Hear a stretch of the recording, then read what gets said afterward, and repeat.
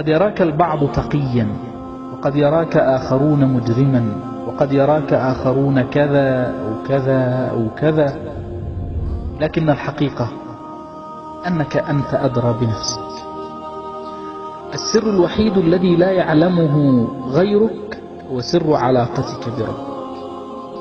فلا يغرنك المادحون ولا يضرنك القادحون، لأن الحقيقة تقول: بل الإنسان على نفسه بصير. من خطورة العيش بين الطاعة والمعصية أنك لا تدري في أي فترة منهم ستكون الخاتمة. افعل الطاعة إخلاصا لا تخلصا، وحافظ على النفل تقربا لا تكرما، فأنت والله أحوج للطاعة، وربك سبحانه غني عنها.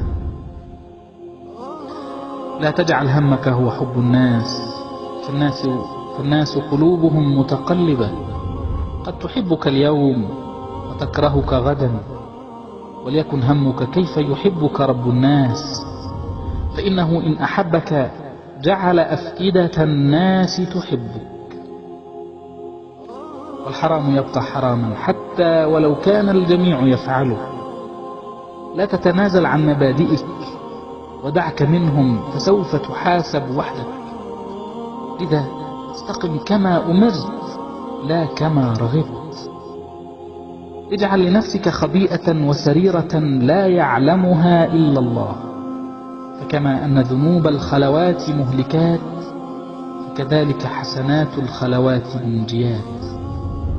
لقد رضي الله عن المؤمنين إذ يبايعونك تحت الشجرة. فلا تشغلك الأماكن الفارهة، فإن أعظم مؤتمرات التاريخ كانت تحت شجرة. اللهم إني فوضت أمري إليك.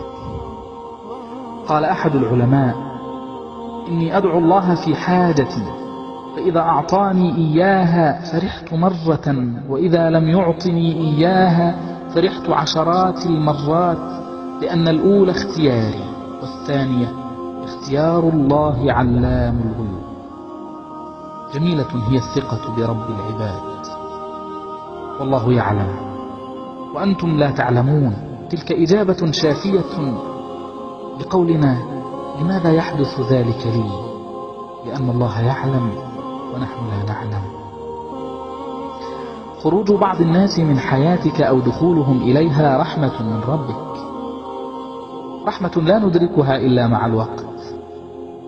الأعوام تغير الكثير، إنها تبدل تضاريس الجبال، فكيف لا تبدل شخصيات البشر؟ لو علمنا كيف نغرق في الأجر بعد المحن لما تمنينا سرعة الفرج. لم يأخذ منا إلا ليعطينا، فاستقبلوا الأقدار بقولنا وقولكم الحمد لله. كان السلف الصالح يتواصون بثلاث كلمات لو وزنت بالذهب لرجحت به. الأولى: من أصلح ما بينه وبين الله أصلح الله ما بينه وبين الناس. والثانية: من أصلح سريرته أصلح الله علانيته. والثالثة: من اهتم بأمر آخرته كفاه الله أمر دنياه وآخرته. أشد أنواع الخسارة أن تكون الجنة عرضها السماوات والأرض ولا يوجد لك مكان فيها. اغتنم الحياة فهي زادك. غفر الله لي ولكم، وصل اللهم وسلم وبارك على سيدنا محمد.